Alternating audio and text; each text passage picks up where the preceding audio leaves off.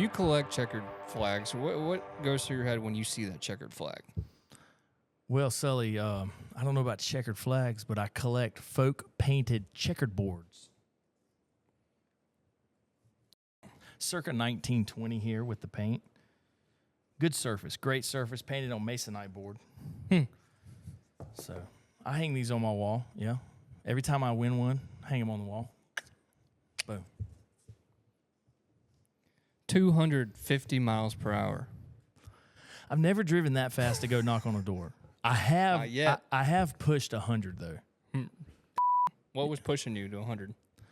Well, it's actually not when I knocked on the door. It was afterwards when I hauled like a huge load of trains, and as I was packing them up, the old man was like, "Yeah, my son comes home at lunch, bro." I was out. Green light. See ya.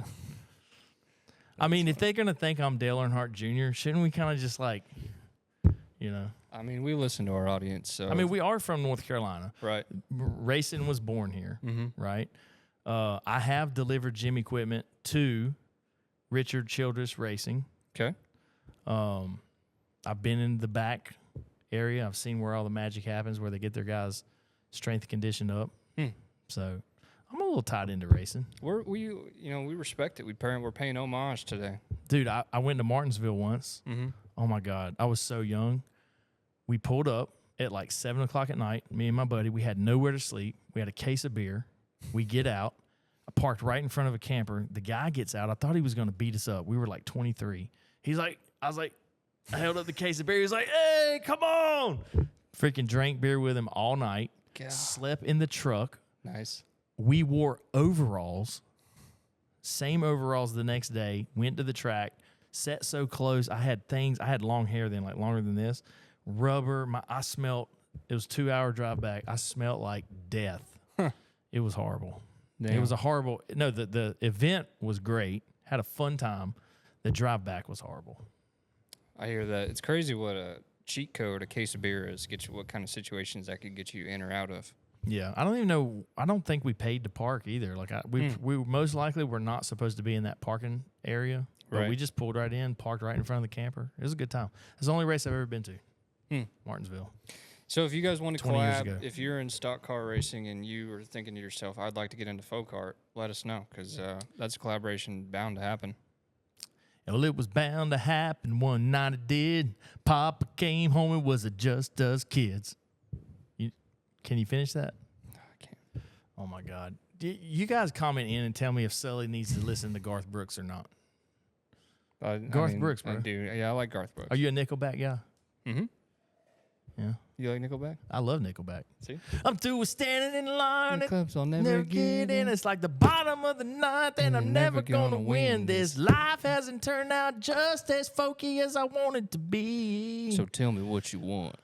I want a house full of Benny Carter and a bunch of walking sticks. I can kick them harder, and a big flat TV that doesn't work that I can paint. Tell me what you need.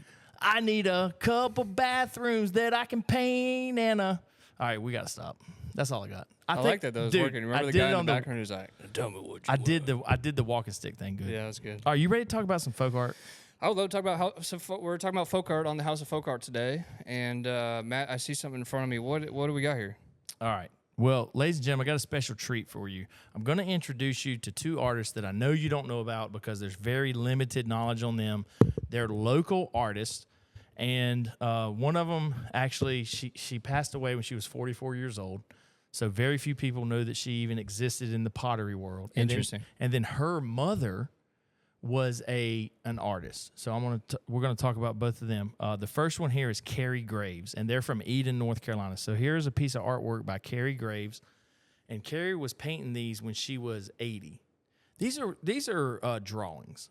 These are what I call drawings. They're not paintings at all. This is on paper, and this is marker and ink on paper, signed at the top, Carrie Graves. And this is what we call self-taught art. Interesting. And for those of you out there who say, "Oh, that looks like a kid did it. That looks like I could do that. I could do that. I could do that." Well, you're right. It does look like a child did it. And here's the reason. Let's go into that just a little bit. When you are born, shortly after you're born, you pick up a crayon, a marker, and you start doodling, right?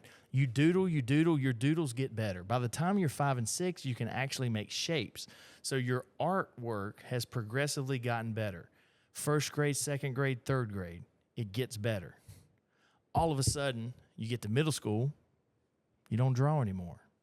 It's all about schoolwork. You go to high school, you still don't draw anymore. It's all about math, science. You go to college. If you're not an artist in college, you're not drawing anymore. You get your 9 to 5 at the bank. You get your 9 to 5 at wherever you work. You're not drawing. Well, when you retire and you sit around for a year, and all of a sudden you go back to that primal instinct of picking up that marker, you start drawing. You never progressed from your second grade drawing capabilities. You go right back. However you drew in second grade, that's how you draw now at age 65. But you live 30 more years. So you got 30 years of drawing stacked under the bed. But that's why they're all childlike, because you reverted back to your child. Nobody taught you how to draw, right? Yeah. So these drawings are drawn by, some of these are signed. They tell you how old, she tells you how old she is. And she's like 83 drawing these. Now, she was born, I don't actually have that on the top of my head, but she was born around 1916-ish, 1920, 1916. Yeah. So she was 83. She passed in the early 2000s. Carrie Graves, Eden, North Carolina. And here's what's magical about these. She did hundreds of these. She didn't just do 5. Yeah. She did hundreds. So for those of you out there, if you ever look at a piece of self-taught art and you say, oh, I could do that, get started and do it. And at number 500, we will start to represent you as a self-taught artist. So this one's cool. This has got a lot of work to it. If you really look at this. Yeah, that one is cool. It's got a tremendous amount of work. This is Carrie Graves. I mean, look at all the pen work for the hair right here. Yeah. Very naive. And these sell. I mean, they bring 800, 1,000, 1,200. Wow. Some of them are brought 2,000 and 4,000. In this format. Oh, yeah. These are all of her work are done on poster paper or paper, and it's all with marker ink. It's just the medium that she chose.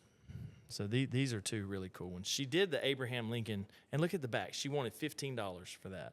So she would set up at shows. She would sell these out of her house.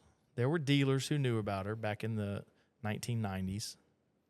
But Carrie Graves, a tremendous artist, and her daughter, Ellen Graves Martin, was a potter. One of North Carolina's only black folk potters. Wow. 100%. And this is her work right here. Look at this. We love generational artists. It seems like they really, something gets really passed down. This is so out. Look at all the work it took to make the robe look like it's flowing. I mean, this is a tremendous piece of folk pottery by Ellen Martin. But here's the trick about Ellen.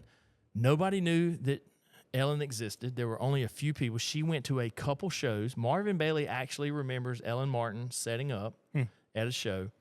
She had no way to fire her material, meaning she could make the pottery at home. It would dry. She had to go fire it with Charles Moore.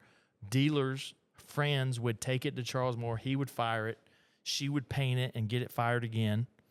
But look at this lion, dude. Oh, wow. This is Ellen Martin's lion. I mean, it is cool. As good as Billy Ray Hussey.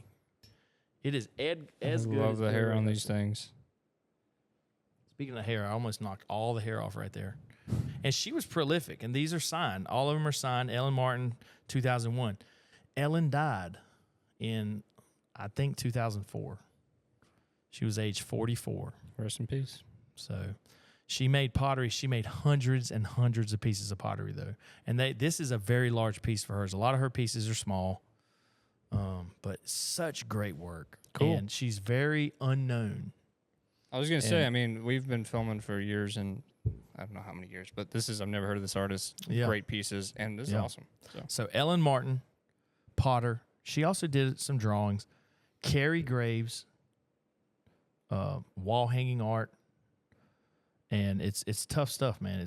It's great art, and If you guys have any, if you know of these people, let us know. you might. I say that nobody knows about them, but I tell you what, if you know who, if you're not her neighbor and you know who Ellen Martin is, and you know who Carrie Graves in, you're getting deep into the folk art game, man. This is not something that just, this is not a household name yet. So you've dove deep. For you to know who this is, you've dove pretty deep. And imagine a leap of faith where you see your 80-year-old neighbor sitting out. Maybe she's on her porch and she's drawing, and you say, "What do you say? Hey, do you mind? I might be willing to pay you for some of those." Most people look past it. Sure. I mean, I'm the one that got my Nana to draw in order for her to eat Thanksgiving dinner. So Right. That's a free tip right there. If you guys want to make get homegrown folk art, make your Nana do some drawing so that she can be allowed to eat dinner. I don't know what would happen if she just said no, but she always was like, "Yeah, I'll draw. Bring me the crayons." Yeah. All right, so let's move on to another artist who knew both of those artists. Okay. Benny Carter. Benny Carter. What do you know about Benny Carter, bro? Give me some Benny Carter facts. God, you just told me a bunch. What do I know about Benny Carter? I know that Benny Carter was he wasn't from Gibsonville, but he ended up in Gibson. He died and moved to Gibsonville, North Carolina. They say Benny Carter didn't. Benny Carter died and went to Gibsonville. That's what they say. Because we get so much Benny Carter here. Uh-huh. Yeah. He started doing art after he got laid off from his job. Yeah. I don't remember what 1993. Yeah. He worked at Halstead Metals. I don't even know what that is. I mean, it's a place in a big factory. That he worked there since he was 16, and he got laid off when he was in 93. So he was born in 43. So he got laid off when he was 50 years old. I did read that in the wake of 9/11, he really fixated on painting New York City scenes, and you'll see that across a lot of his work. This is so miniature, but in a lot of his art, you'll see city skylines of New York City, a lot of taxis, and they're all extremely detailed. And we've said this a couple times, but that's how you know if somebody was replicating or faking Benny Carter, you just simply wouldn't find the detail that you'll find on these pieces. And that is a good point. There are now some fakes out there, but they're basing them off pictures, and in the picture you can't read. You will always be able to read what Benny Carter writes. No matter how small it is, you will be able to read it. It will never be just a squiggly line of nothing. But yeah, so these are actually the miniatures here, and these are so awesome. I mean, there is a lot of work. Does this take any less work than if he were to do a piece this big? I don't know. It depends on how good you are. See, I'm not good at either one, so both would take me a long time. But I would think this many little dots in such a small space, but they're all basically not touching. You can tell they're windows, right? And I think the detail scales because the pieces that I've seen are bigger. They kind of maintain. You wouldn't see this level of detail in a bigger piece because this is incredible. So it's like he's really able to just scale down his scenes. Yeah. He was really good. And look at this one. This is oh my God. That's freaky. There's no way the camera can pick that up. Can you pick that up, Kyle? That is we freaky. need magnifying glasses. I mean, you really do. That's freaky. Do they make magnifying glasses for cameras? I mean, duh. I think so. They're I don't know. The comment's gonna be, I can't believe you didn't know that they made magnifying glasses for cameras. No, so we don't need any camera advice, guys. Just we're working on it. Couple of camera guys. I don't know anything about camera. All right. But Benny Carter, great artist. So here's the thing about Benny Carter. He died in 2014. He was found shot to death in his recliner. In his recliner. So God rest Benny Carter. But he made thousands of pieces of art, and he was infatuated with New York. He started painting in '93. You said we know he went to New York at least once. Yeah, once or twice. He did go to New York. Yeah, that's cool. It's cool to me is going someplace and being so in love with it that you would just go home and paint it and paint it and paint it and paint it. It's just a special place in your mind. Well, that is why when people say I could do that, I've had numerous people say, especially his bigger ones, like a painting like this with just a few skyscrapers and the taxi cabs. It's very naive, and people do say, I don't know if somebody's going to say I could do that. You're not going to look at that and say I can do that. There's no way in hell you're going to do that. You're not going to where your mouth is. But now one that's about this big, I get that. But here's the deal. No, you can't do that. because Benny created probably 20,000 pieces of art from 1993 to 2014. Maybe more. Mm-hmm. Oh, I can do that. Do you have the drive? Do you have the soul? Do you have the nuance? Ask yourself that. 5 years ago, I started making miniature chairs. I am the Gibsonville Highway 61 miniature chair maker. Mm-hmm. I started making miniature chairs. You know how many I made? How many? Like 17. I haven't made one since. It's been 5 years. Damn. So get back on that horse. So my point is, you might sit down and do it once, twice, 3 times, but it's going to be very hard to give your life to the art like these artists do.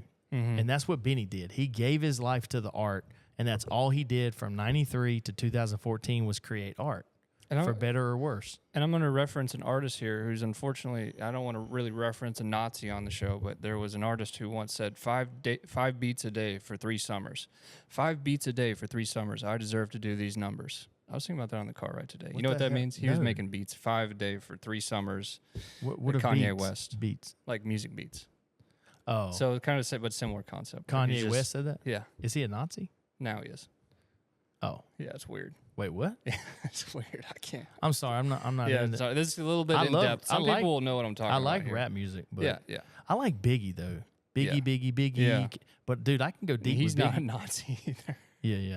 No, Kanye just turned into a Nazi recently. He's weird. Yeah, he's a proclaimed crazy. Nazi. Yeah. Like a German Nazi. Well, like a black Nazi. I don't know. I don't know. But anyways, Well, 5 whatever, beats man. a day for 3 summers. I deserve to do these numbers. He said that 20 years ago. Just he put the reps in. And so it's like if you can do this, it's like if you think you can be a rapper, put the reps in. Yeah. Yeah. Well, listen, it's about this. Sometimes it's unintentional, and that's the great art. Mm-hmm. Benny was very intentional in his art, but he was very unintentionally. He didn't know how great he was about to be. I mean, he was very frustrated trying to sell his art for $100. Nobody would buy it. He had no clue what he was going to leave behind. And it's barely been 10 years since his death. And, you know, I know that I wrote the book on him, and it's about to come out. But he's not in any books. So nobody knows who the hell he is. As much as we know about Benny Carter, Benny Carter, the artist, is unknown. He is still an unknown artist. There's a handful of people who know who Benny Carter is. There really is. You could probably count them on 20 fingers. Right. 20 hands. 20 hands, 20 fingers. There's a couple hundred people who know who Benny Carter is. And that's Maybe not even that. There might be 100 people who know who Benny Carter is. And you've done... Raise your hand if you've ever heard of Benny Carter. If you've never heard of Benny Carter, please tell us in one of these shorts. Never heard of him. Thanks for telling you. He's the taxi cab guy. Once you see one, you see them all. New York City taxi cabs and cityscapes. And Matt's put together a 600-page book on him. And so maybe this is a call to action here because House Folk Art... 448 pages. Keep talking. It's going to be 600 eventually. Is that House Folk Art, we're shining a light on folk art and artists. And ideally, we can do that in a dynamic way, but that artists, we're, showcasing them. So if you had an artist that you like that you believe is unknown, put together a little book for them. They'll appreciate it. You'll appreciate it, and everybody will love it. And then the world gets to know about another artist, and there's nothing wrong with that. So let's show. That was a little preachy. Let's show the Benny Carter book. Boom. That's what 440 pages look like. Hardback, fully illustrated, color. Wow. Oh, this is the real deal, bro. I like the white gloves in it, too. Yeah, I didn't want to show my fat fingers. Right. I'll flip through it. And I know at the end there's a special section on Alamance County, little-known artists. Well, just little-known artists like, not necessarily from Alamance County, but Oh, sorry. yeah. Wade Ledbetter's in there. Like Ellen Martin's in there. Oh, nice. Carrie Graves is in there. That's cool. So And so why did you have that? Why did you put that section at the end? because I felt the pain that Benny felt. So I got a catalog. So when an auction has a major art collection go to auction, they produce a catalog. And there was this collection. It was called the Lowe Collection, Lowe. It was a major collection. I mean, they sold like 8 or 9 Sam Doles. Sam Doles bring 10 to 20, 30, 40, 50,000 Sam Doles every time they sell, right? They had 7 or 8 of them, more than that, maybe like 15 Sam Doles in their collection, the Lowe Collection. Well, Benny Carter went to the auction and he got issued a catalog. And he wrote in his catalog, he said, the Lowe Collection was a good collection, but not a great collection because they did not have a Benny Carter. Pretty meta. And so it's honestly to pay homage to Benny by saying, hey, here's Charles Simmons. There's a picture of Charles Simmons in there carving. It's really outstanding. It's an outstanding photograph. I'm lucky to have it. I'm lucky to have had the photograph to be able to put it in the book.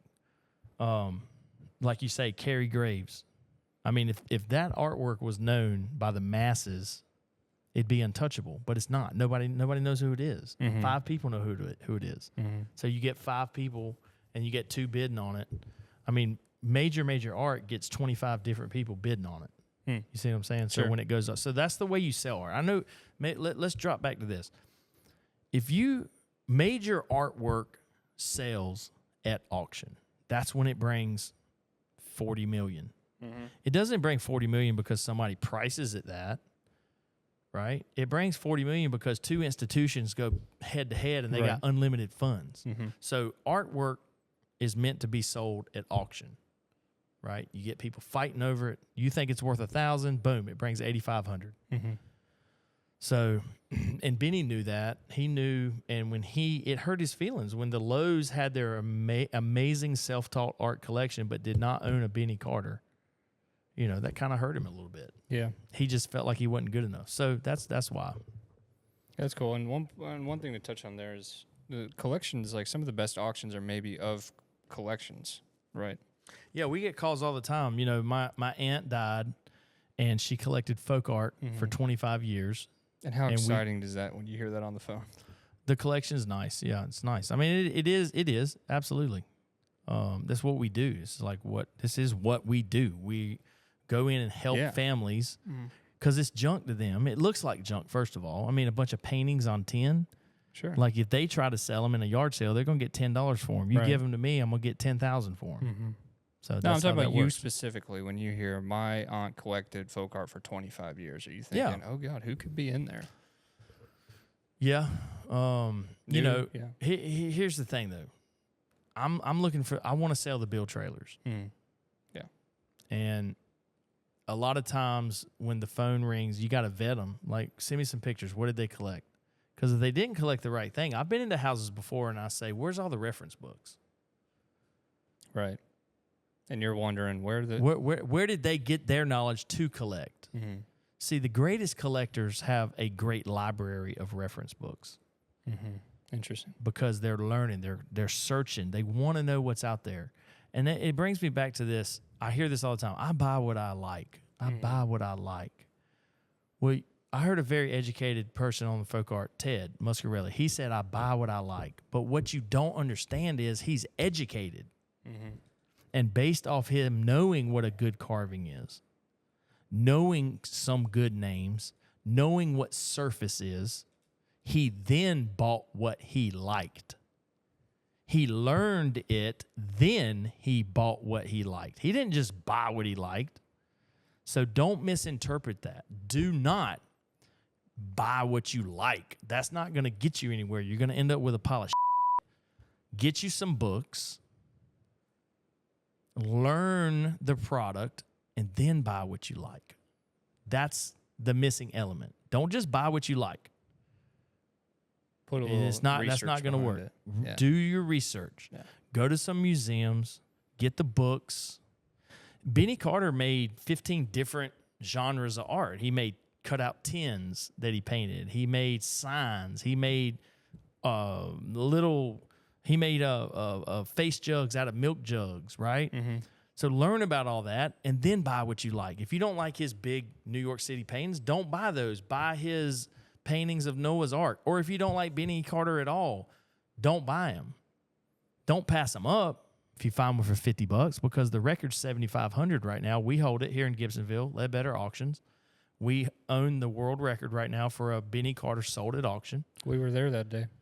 Yeah. And, you know, just because you like it doesn't mean you don't need to know about it. Mm-hmm. And I think that's where a lot of people go wrong. Like, some people were commenting on the baskets. Very few, but some. This is a boring subject. I get it. It might be boring, but at least understand that it was a $4,200 basket. Like, at least click that part in, my bro. Yeah, yeah. And it was a muscle dude. And, bro, I don't know if they can see that or not. But just because you have muscles doesn't mean you can't like baskets and pottery. Mm-hmm. You know, I mean, a lot of this is it's a little. This is how we make a living. Sure. So you know, we like the gym too. We work out. Yeah, we know we shoot guns. We work out. We do all the guy stuff. And we talk about baskets. But I love folk art. I love pottery. I love art. Mm-hmm. And it's like the chase. I love the chase, man. Yeah. Chasing these little baskets, like that. Just God, I don't even know what to say about that. It's so intense. Chasing these little baskets, bro. It's really, you can see the scale when you put it next. Don't drop it. I mean, that one right there will go inside that jug. It's a tremendous piece of folk art right there. The chase. And I do call that folk art because they didn't have to make that basket. There's nothing that will fit in that basket. That was them showing off. They were showing their basket skills. And that's an old basket. It's got old paint on it. It's a great miniature basket. Utilitarian, decorative. Yeah. And, you know, where did this basket... I don't know the exact origin of this type of basket, but they were making this basket in England, Germany. So when they came over here in 1600, they knew how to make these baskets. They didn't come over here not knowing how to make baskets. Right. They might have not known how to plant corn because the soil's different. Plant tobacco. You know, in Jamestown and in Plymouth, Jamestown made its wealth from tobacco. That's why North Carolina is such a tobacco rich. They stole the seeds from England. It was a death sentence for that. Oh, really? Yeah, you didn't just come up with tobacco seeds. They stole the seeds and brought them over, and it was a huge business. But they knew how to make baskets when they came over here. Now, did they have oak trees in England? I don't know. I'm sure they did. But the species of tree was different when they cut it down, obviously. So that's how you tell the difference. But, you know, these baskets are nothing new. And then the Indians had their baskets. The Native Americans, they had their river cane baskets is mostly what they used. Now, that was in 1900. I don't know what they used before that. Sure. But by I was looking it up live when we were talking about a basket museum earlier. There are a few major basket museums, but they're all in the West. So the Western folks, they maybe celebrate. And listen, we are talking about Southern pottery. We're not.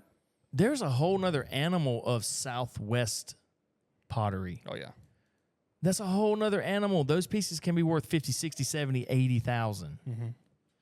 So we're talking about a very specific group of pottery, basket work, and folk art. It's southeastern folk art. Do you think we'll ever have a folk art specialist from another part of the country come on here and maybe bring us a few of their best pieces and teach us and the people of America and House of Folk Art about their part of the country? Yeah, I'd welcome that.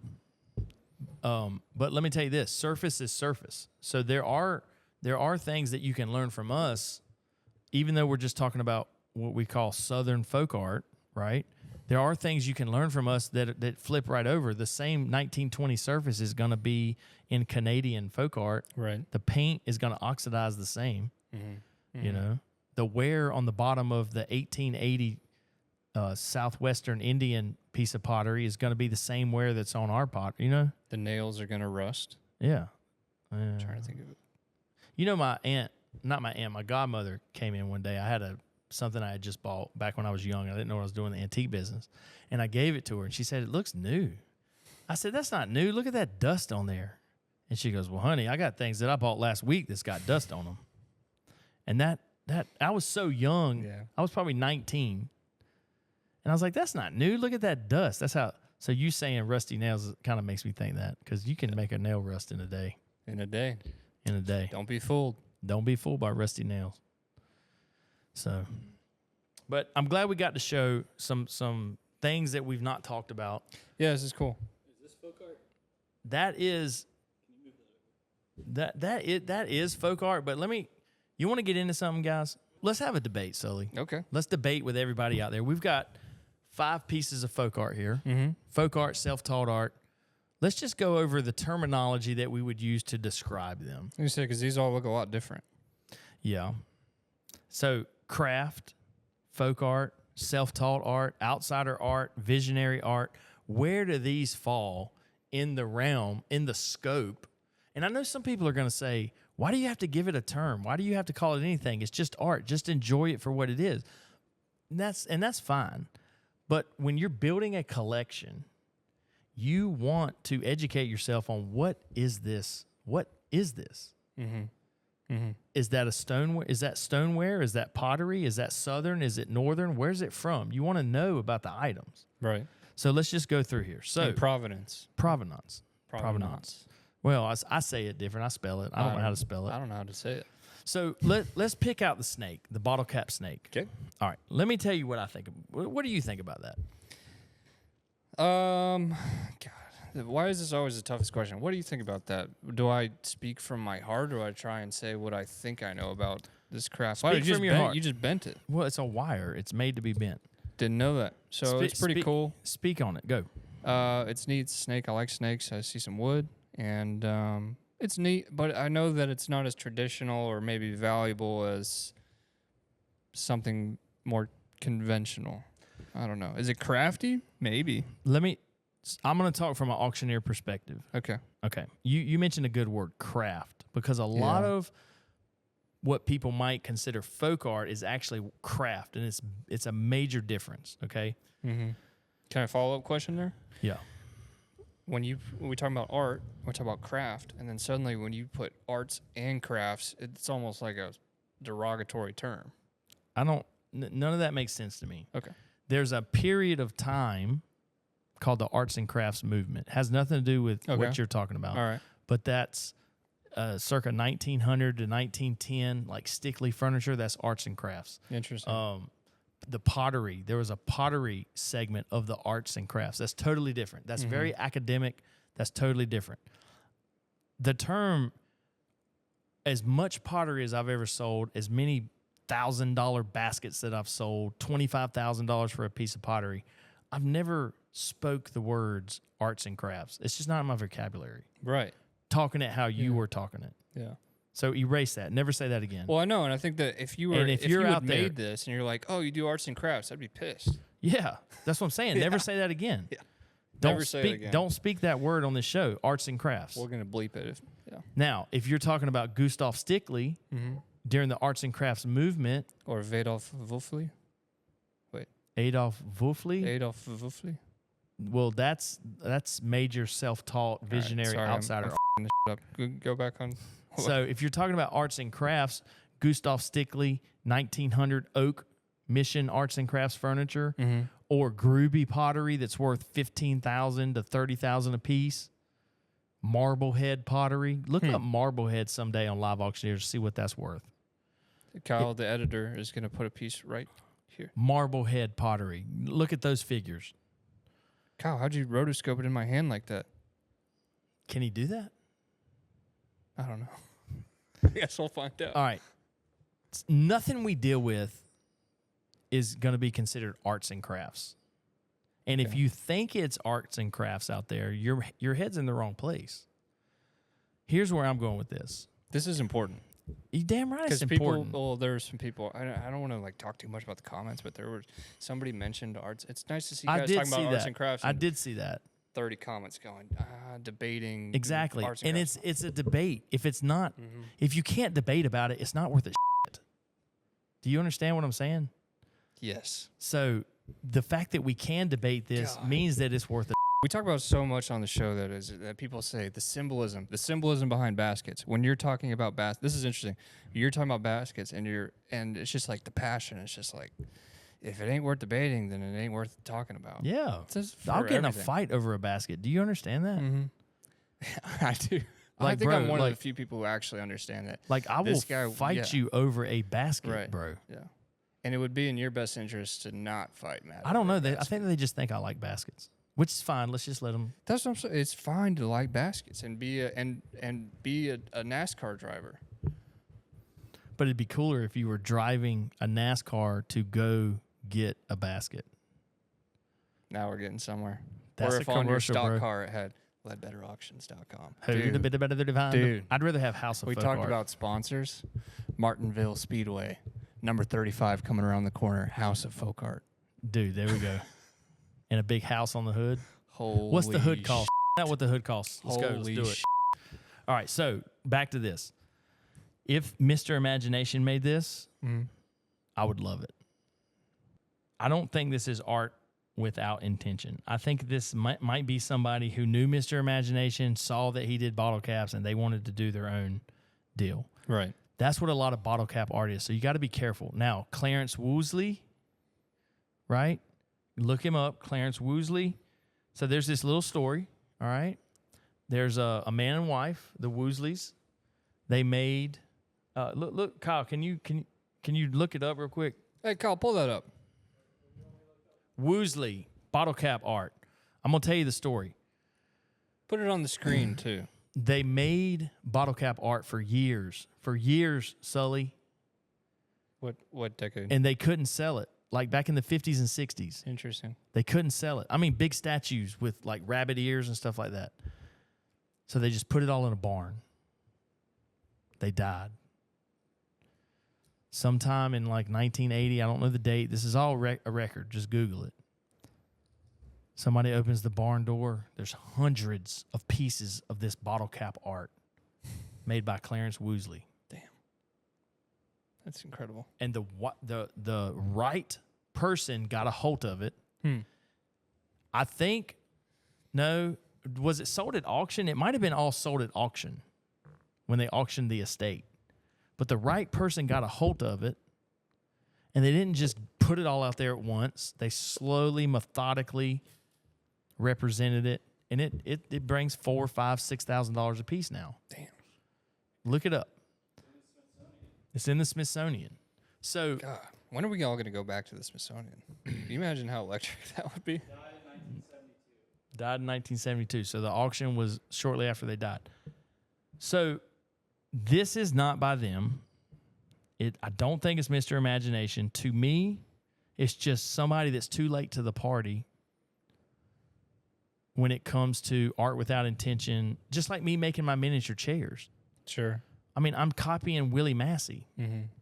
You know, I mean, But are you in time for the party? no. I mean, no. I'm not sitting there. It's not art without intention. It doesn't. I don't Right, have to make right. those It chairs has to live. intention. And I'm not talking about money, but this is what he did to survive, to go Right. through life. He made those chairs, the miniature chairs, the miniature couches. So the term arts and crafts doesn't come into my mind right here, but what does come into my mind is, why did this person do this? Did they have to make these? Would they die if I took every bottle cap away? Would it kill them? Would they run out of And food, starve? And if you see Clarence Woosley, you'll know the difference.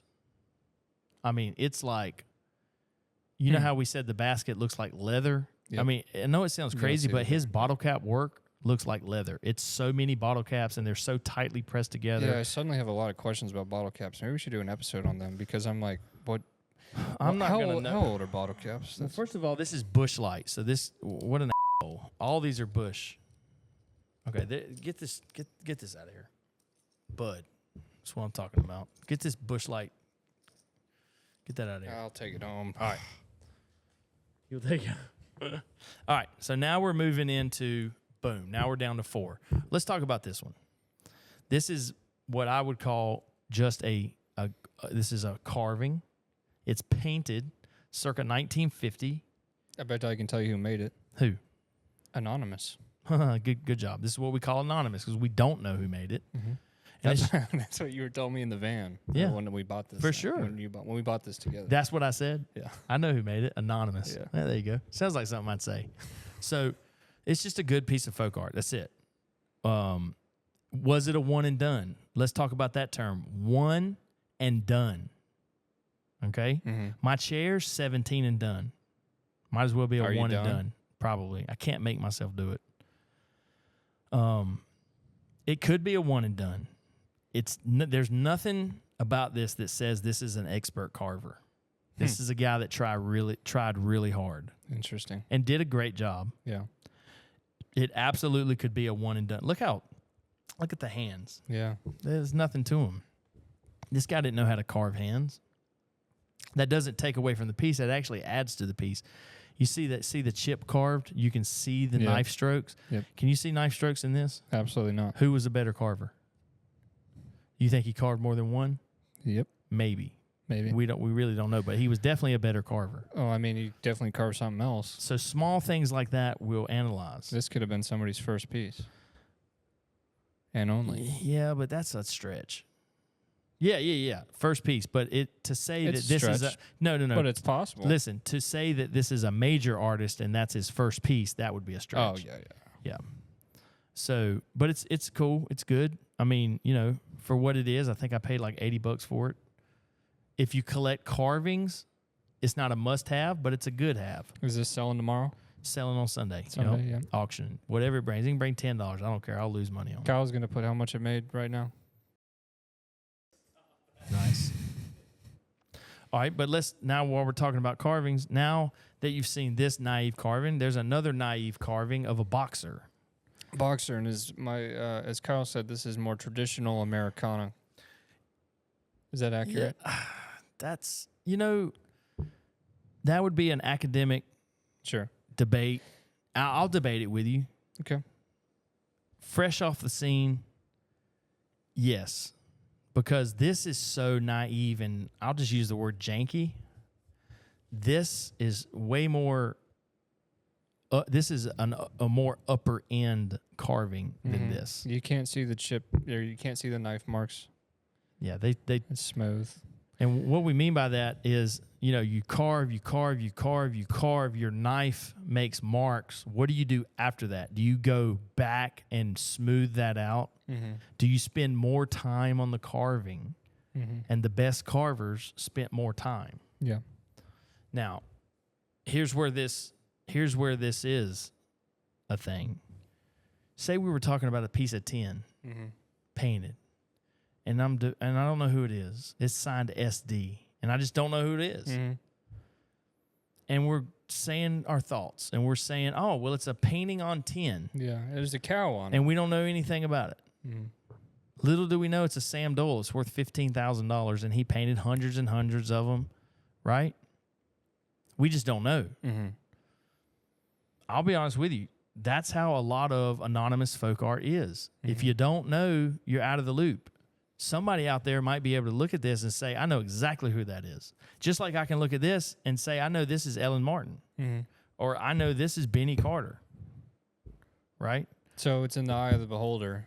It is until you know. Right. So if this anonymous, you just go by the paint. What does it have that's making it good? Well, this has paint. This is a sports figure. It's a boxer. That elevates it. Mm-hmm. It's not just a man holding a walking stick. Right. Now, if you collect walking sticks, you might want this. Mm-hmm. How many carvings do you have of a individual holding a walking stick? So there's all kind of elements going right there. Yeah.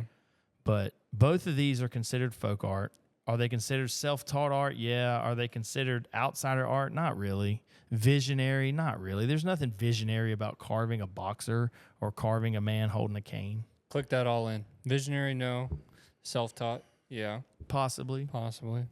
Folk art carving. It's funny, when we were at Fishersville, I was asking somebody about a twig art chair, and I said, is it fair to say that this is in the style of Blowing Rock? Which in retrospect, I don't think it was. But he says, is it fair to say? Yeah. Well, a lot of things are fair to say. They're See, also fair to be debated. I heard you say that, but I didn't want to step on your toes. But I would have said absolutely not. Right. Yeah. Nothing about this is blowing rock. That is a specific artist. His name was Charles Dobbins. This, and this is why.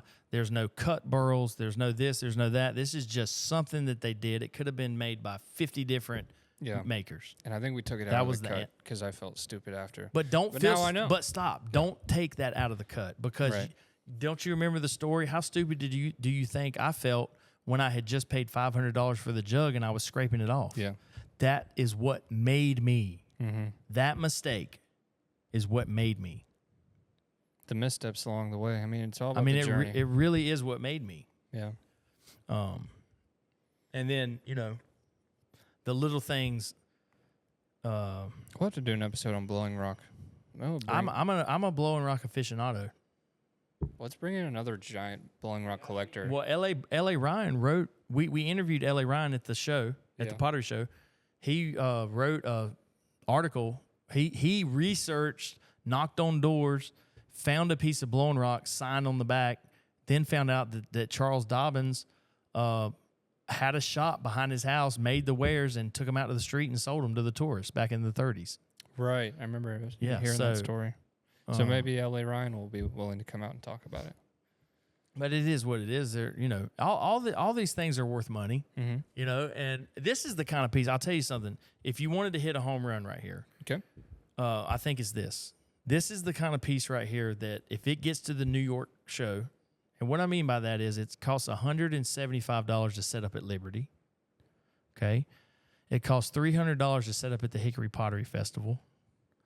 I don't know what it costs to set up in New York at the big New York folk art show or whatever you want to call it. I don't even know what it's called because I didn't grow up in that. People might say, "Oh, you're an idiot. You don't even know what that's called." No, I don't know what it's called because I grew up knocking on doors, selling at auction, and picking the 5 shows that I know. Mm-hmm. Mm-hmm. Okay, that's just how I've done it. Right. There are some antique shows it costs $5,000 to set your booth up, and more. Mm-hmm. New York City. I don't know.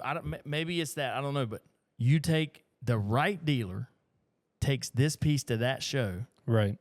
That's where it brings $12,000. And that's it. Yeah.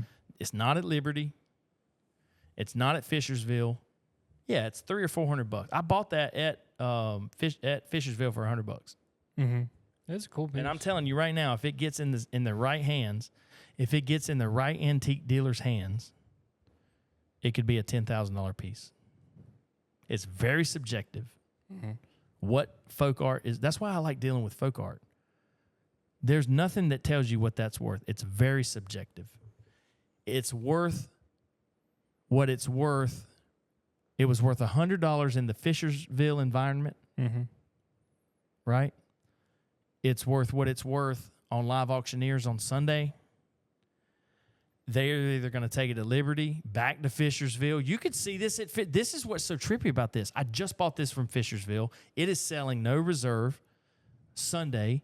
It could end up back at Fishersville. Me and you could be looking at it again, swear to God. Yep. In September? Or when do they do it again? 100%. That's that miniature blanket chest. It had been sold. So I paid $400 for it.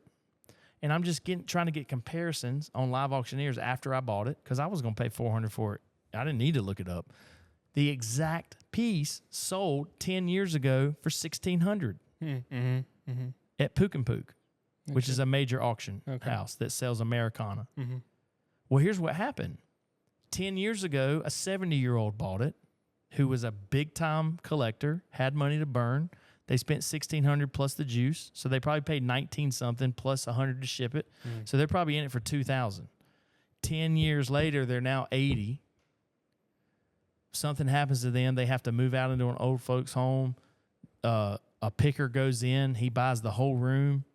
It's a $400 blanket chest to him. He didn't have to buy that blanket chest. Or however he bought it. However maybe an auction came in and sold it, and it didn't bring. He got it from the auction for $100. Yeah. And now he's selling it for $400. That's how that happens. And I'm telling you now, that could show up at Fishersville again. That's crazy to me. I mean, there's some items that just are in this circuit, and you see them at Liberty 10 years ago, and then they show up again because these things move around, and that's how it works. Let me tell you what could also happen to that. Okay.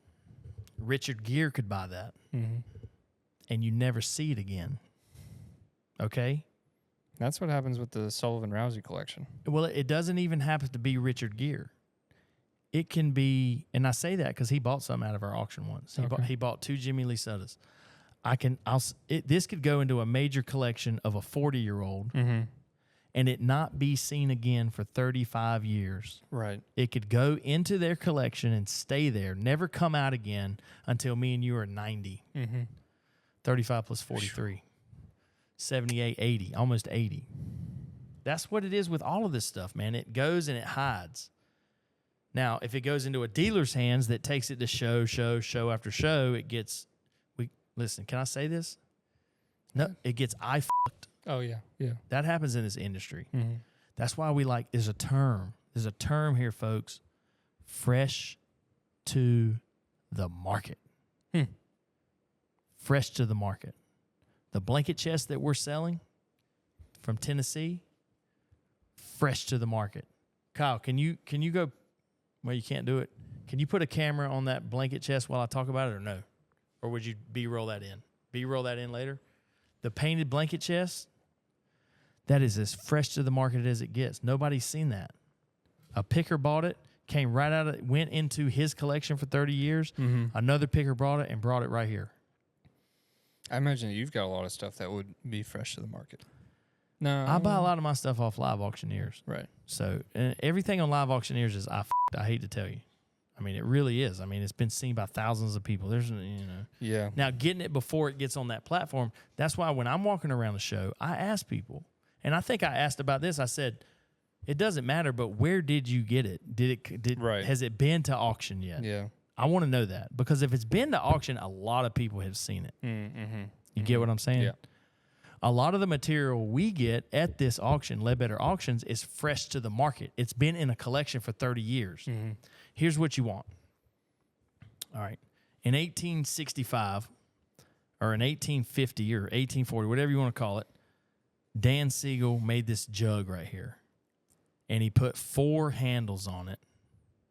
And in between both handles, all handles, he signed it DS, DS, DS, DS, 10 gallons in a big fat tin. Okay? Nobody's ever seen that. I just made that up. But let me tell you something. Mm-hmm. He made it in 1840, 1850. In 1900, it was still in the old home place. In 1950, it was still in the old home place. The old home place falls down. The jug gets pushed up to the house they built right in front of that. Now, fast forward to 2025. Hello, my name is Matt Ledbetter. I'm here to buy anything that's old. I really love old pottery.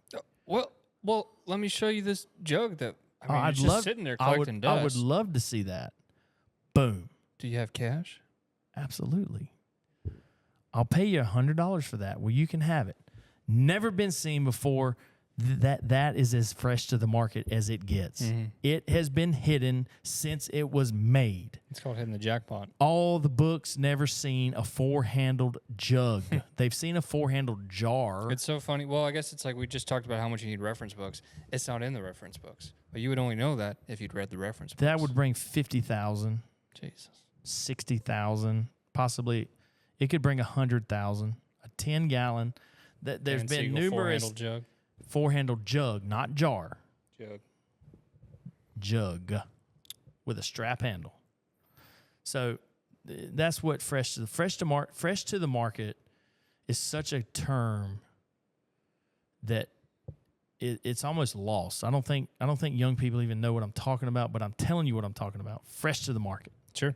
And you want items to be fresh to the market. You think of something that comes your way as being, because there's guys like, there's people like me or Kyle who's going to go and we're going to buy something and you'll never see it again.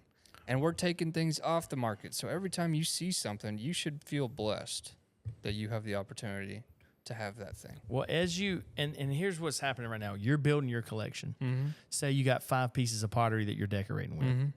As you get smarter, you will now replace Right. those pieces of pottery with better pieces. That's what I'm doing right now. I'm getting all the unsigned pottery out of my house, and I'm only having signed pottery. Yeah. So I know I just that's said all the that goal. stuff. You'll probably still see everything that I buy eventually.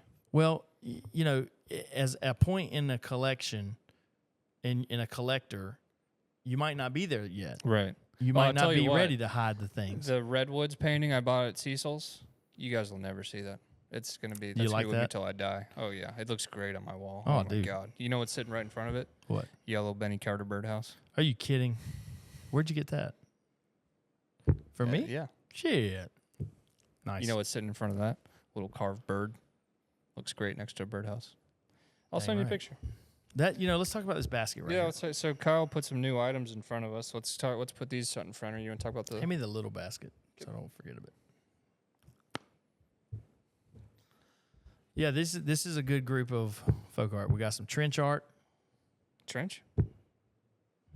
Trench Tramp? knives. Tramp art. What did I say? Trench? Yeah, trench art. I was thinking about trench knives. Trench knives. Tramp art. See, even the best make mistakes. Seriously. True. Tramp art. We got a nice little painted doll chair. And we got an excellent basket, but it's got so many losses. This was such a good basket, man. But look at all the loss it has. The bands are gone. It's like looking at Betty White. Every band on that side is gone. There's multiple. I mean, half of the band on this side. The tie-off is missing. And how do you know this is not a Shelton? The tie off. Yeah. No, you can't see the tie-off. Oh. I don't know. The Shelton baskets are. I have held 20 different Shelton baskets.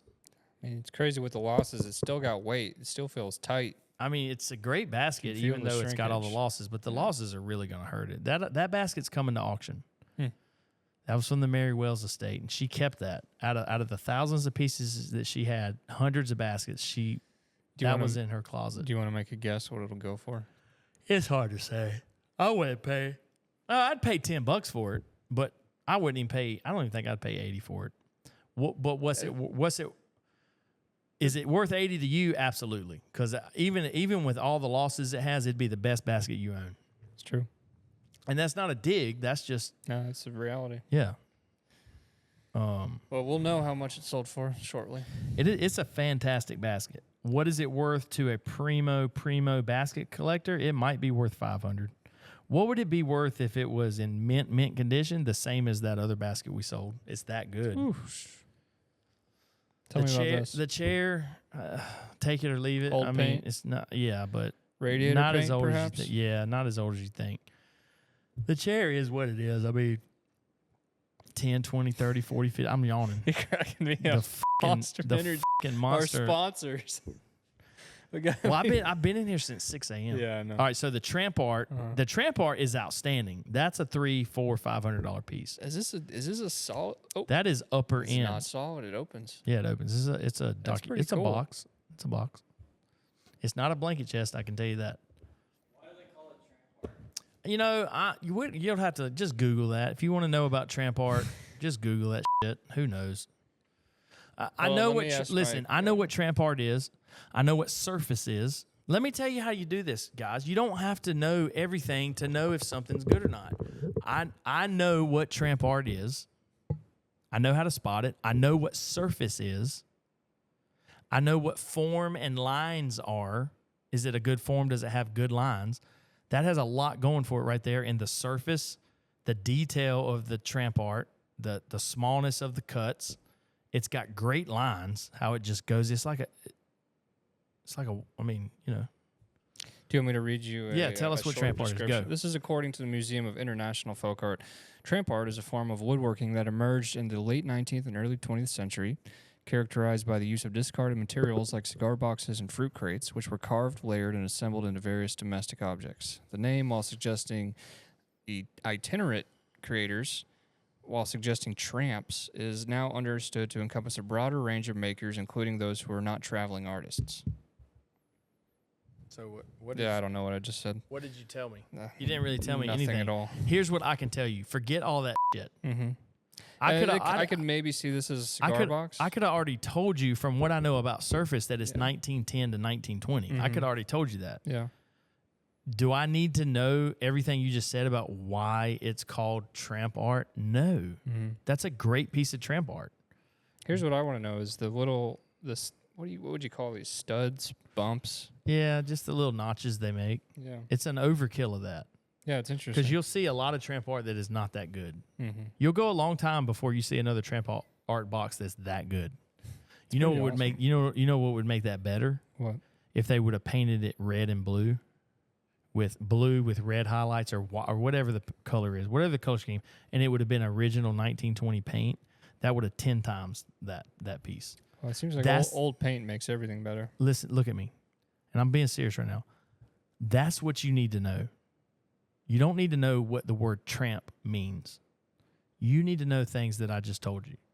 You need to be able to identify that this is old from the surface. Yeah. That this is upper end carved tramp art, and that if it was painted with original paint, it would be 10 times. That's what you want to click in. Sure. You know what I mean? You knowing the word tramp is not gonna. If you don't know surface, and if you don't know that the old paint, if you don't know the difference in it was painted 2 years ago versus painted in 1920, if you don't know the lineage and the form, and I would agree with you. Knowing tramp is not going to do anything for you, right? And until I get really into collecting tramp art, and then maybe I want to take a deeper dive. There's just things that you need to know before you get all studious like that. Sure. And I've learned that the hard way. I mean, I learned. Listen, I felt like a fool, but I went into the auction house. I got a book on sterling silver, and I said I'm gonna learn the pattern. So I learned Chantilly. I learned reposé. That's like the only two I remember, right? It made me no money knowing those patterns. It didn't. Right. Nobody gives a shit. It is what it is. Most sterling gets scrapped. You don't need to know the pattern. You know what I'm saying? Yeah. I mean, silver's up so high, it's worth more scrap than it is as a fork. Right. It's worth more just scrapping it. Yeah. And that's going to be a hard pill for y'all to swallow. But when you do this for a living, that's the facts. Yeah. Sure. Well, and it's also like we're talking. Would you consider our audience maybe half collectors and half resellers, or that's where it gets into that. Here's what I consider. Here's what I think our audience could be. Our audience could be a mix of young people that don't know what the hell they're doing, people that are my age. Now, notice I said young. I'm talking 18 to 30 that don't know what they're doing. We're big in that demographic, 18 to 35. Then there could be people my age, which is pushing 50. The scary, worst thing is to be my age and think you know what you're doing. It's okay to be young and not knowing. But if you're my age and you think you know, but you don't, that's dangerous. That's dangerous. You're skipping over the $300 jug to buy the $10 chair. You're skipping over the $1,200 basket and you're buying the $50 basket. And they're out there. There's people like that out there. I would rather influence the 18-year-old that don't know shit than try to change the mind of the 45-year-old that think they know. You see what I'm saying? It's so hard to re-educate. Yeah. So we got those two. Then we got the people that this totally passed by for 65 years. They never even knew the word surface existed, but they love it. They like it, and they got money because somewhere in their 65 years they figured something out. Made a little money. You see what I'm saying? Yeah. So we're educating them. Then there's people like my other side that are just meatheads. They'd rather spend their money on protein bars. And they say, this is the most boring subject I could ever think of. I want to infect those people. Yeah, and we say, welcome to the show. Dude, if you're a meathead, I got a 13-year-old who's not even in 8th grade yet that just hang cleaned 140 pounds from his knee, plays inside linebacker. Bro, I'm all about that life. Mm-hmm. You know what I'm saying? Which, you know what life you're also about? All this. The folk. Oh, The folk. absolutely. The folk. The So life of folk. so I'm inviting Mm-hmm. the people that are all about the gym life Right. to get your head out of your ass and know the difference between a $5,000 Southern Appalachian basket and a $50 one. Know that I don't know where you live. Say you live in Alamance County and you're listening to this right now. Right. Know that you are within 10 miles of a $100,000 sugar jar. Because they're out there, buddy. Henry Ford's picker didn't get them all back in 1930. And then you can not release your pride Right. and say, I still don't care about that shit. Mm-hmm. Mm-hmm. And then you know what I say to that? What? I don't know if I can help you then. Because if you don't care to know about a $100,000 piece of pottery, just real quick, just let me show you a picture of it. Mm-hmm. Boom, click it in, click it in. That's what I say, click it in. Let me show you how I read a book. Hand me the Benny Keep Carter book. scrolling, bud. That's what we'd say to you. No, but I don't want to say that. I think it's for everybody. Let me tell you how I'd read. If I buy this Benny Carter book, let me tell you how I read it.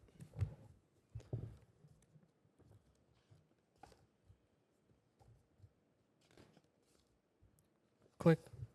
Click. Click. My wife saw me doing this one night with a book. Click. Not this book, but just a book about this thick. I think it was a Souls Grown Deep book. Keep in mind, this is a book that he wrote. Well, the Souls Grown Deep book is 600 pages, yeah. so I'm flipping through like this. Let's do that with the Soul. What I'm doing here, Sully, I'm clicking it in. Uh-huh. I don't care how big this is. Mm-hmm. I'm visually clicking this in. Taxi cabs, New York City, Plane. taxi cabs, New York City, taxi cabs. Plane. I just clicked it in, baby. Yeah. That's how I go through reference Yankees. books. That one's cool. Talk about something Okay. for 30 seconds. Well, folks, I love doing 225 miles per hour and hugging the wall as much as anybody else, but I also like making time to talk about folk art. So, you know, it's for the meatheads, for the stock car racers, for the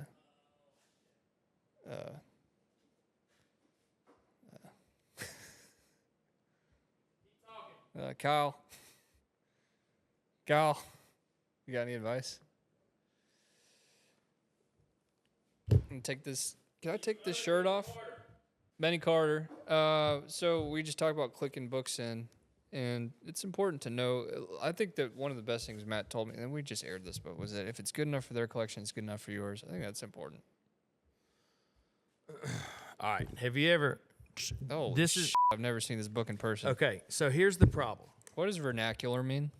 Vernacular? Mm-hmm. Okay. I'm not a fucking scientist, but vernacular is like. Look up vernacular and let's see how close I am. Here's what vernacular means to me. Uneducated. I think vernacular is uneducated without intention. Mm-hmm. Guys, I'm telling you right now, this is how you learn. It's 2025. You don't have to know everything. You got a phone. You got Google. What is the definition for vernacular? Everyday language, including slang that's used by the people. The vernacular is different from literate. Oh, we're both wrong. No, I'm right. Spoke. That's right. They're just talking about language. It's just like more. Hold on. Yeah, just hold on. Keep this rolling because, listen, also, you got to understand that we don't know everything, but we're willing to learn.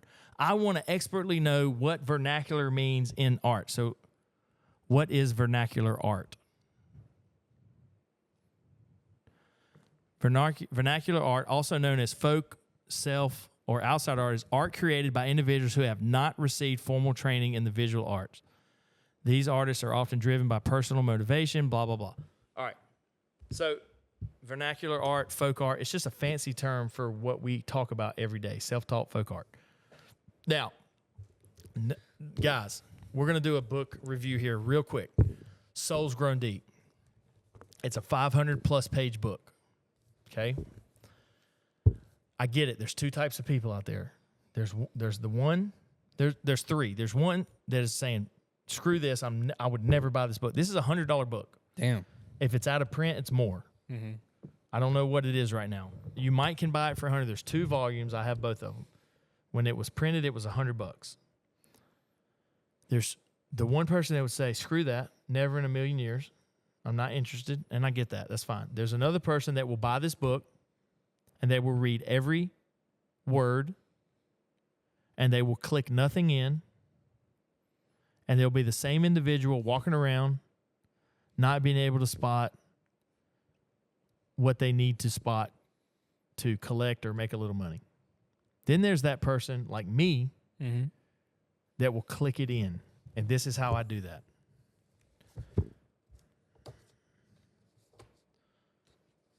I say that's a lot of words. All right, boom. That's cool. What do you think's right there in front of us? I'm right. Nice. It's a G. Wait, show the camera. That's a Is G's that bend. It's not the same one. No, but it's a G's bend It's quilt. the second thing you've shown me where it looks like it's the same thing. There's a quilt on the table in front of us. So that this looks is pretty called. identical. So this is how you win, folks. There's no way that you're going to digest this entire 500-page book. So we're trying to click it in. These are G's bend quilts. I don't know what that is, but it is kind of looks cool. interesting. Yeah. Lonnie, Holley. All right, so that's Thomas, James' son Thomas. I know. I love this artist right here, Byron. Somebody Byron. Who is it? Right here. Archie Byron. Archie Byron. Here, hold it up so they can see. Well, no, I'm showing you. That's Bessie Harvey. Okay. I'm gonna teach you how to click in. All right, so here we got. We're just gonna start with Mary T. Smith. Mm-hmm. You don't ask why. You just understand that this is Mary T. Smith. Oh, yeah. Now this is how you click her artwork in.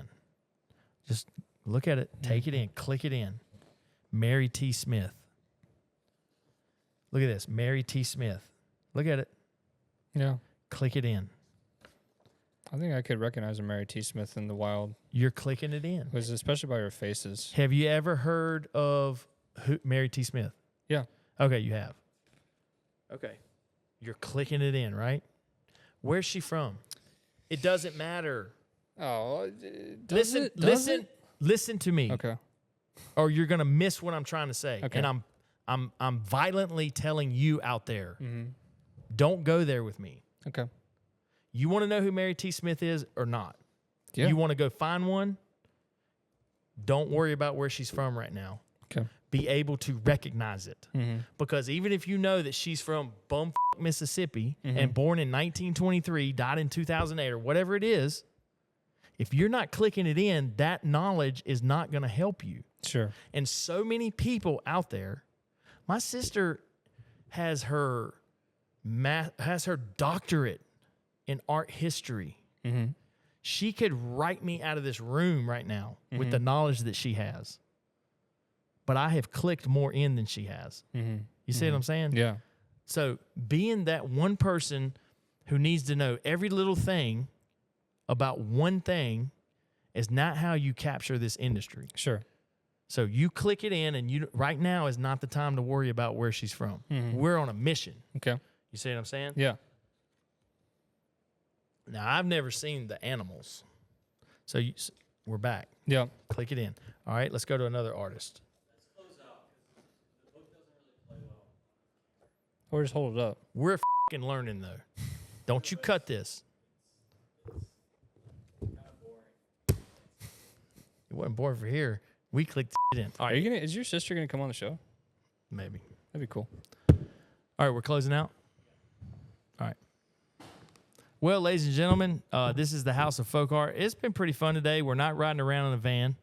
I'm here with my buddies Kyle and Sully, and we've had a great time talking about baskets, pottery, Benny Carter, Souls Grown Deep books, how to click it in. That's the word of the day. Click it in. Click it in, folks. Store it in your brain. So when you're walking around, when you spy Mary T. Smith in the wild, you can pick it out and buy it. Do you want to close out differently? Yeah. We'll be back. You want to sing one more song? Oh, did you were gone when I did my knock on the door song. All I want to do is knock on the door, knock on the door. Oh, he's heard it. Bro, I've heard everything you've ever said twice. All you want to do is a knock on the door, knock on the door, knock on the door. All I ever did was a knock on the door, picking and a grinning all day. Back to the truck with a jug in my hand, a basket in my teeth, and a jug in my hand. Back to the truck with a jug in my hand, picking and a grinning all day. See, auctioneers are a little bit like singers. Performance artist. Who'd have been about a 35 to 45 to 50? Who would have been about a 35 to 45 to 50? Sully's been practicing. All right, let's go. Let's here we go. go. Hold on. Tick, tick, bone. Hello, folks. I'm Matt Ledbetter with the House of Folk Art, and Sully has been practicing his bid calling, and we're going to see how it goes. Are you ready for this? Who'd have been about a? Who'd have been about a? Who'd have been about a 35? Who'd have been about a 35? Who'd have been about a 35 to 45 to 50? Who'd have been about a 35 to 45 to 50? All right, he's past level 1. Are you ready for level 2? Mm-hmm. Big to divine fine, big to bone 10, 15, 20 to 5 to 30 to 5, 5, 40 to 5, 5, 50. God damn it. No, I lose it after. All right, Tick, bone 5, 5 tone. that was good. Tick, bone 5, tick. All right, let's just start over. You ready? Yeah. Biggity 5 5. Biggity 5, 5. Tiggity bone 10. Tiggity bone 10. Tiggity biggity bong 10. Tiggity bone 10. Tiggity biggity Tiggity biggity bong 10. bong 10. Tiggity biggity bong 10. Tiggity biggity bong 10. Biggity fine fine, diggity bong 10. Biggity bone 5, big biggity bone, tiggity bone 10. All right, that's the next thing you got to practice. Yeah. Biggity fine fine, diggity bong 10, 15, 20 to 5 to 30 to 5, 5, 40. Bone, tiggity. Go home What and I would practice. like to do is find my own filler words. That's Because fine. that feels like a soulful. But here you go again. Okay. Here you go again. Here I go Learn again. mine, learn how to do it, and then go find your own. Click it in. Click it in, bro. Click in what I'm trying to give you. No, I'm Click- learning. Click in what the book is I trying to know. give you, Well, I'm a and trailblazer. then go and find and read all the stuff. It's like when you have two Dale. Oh God, it's my mustache. Biggity fine fine, diggity bone 10, 15, Oh, 20 I to just hope 5 to this- 30. I hope this episode never airs. I forgot how fucking stupid I look. Ladies and gentlemen, could Dale Earnhardt Jr. do this? Who the bit about the 35 and the 45 and the 50 55 5 big 55 5 bit about 50 55 5 big 55 5 big 55 5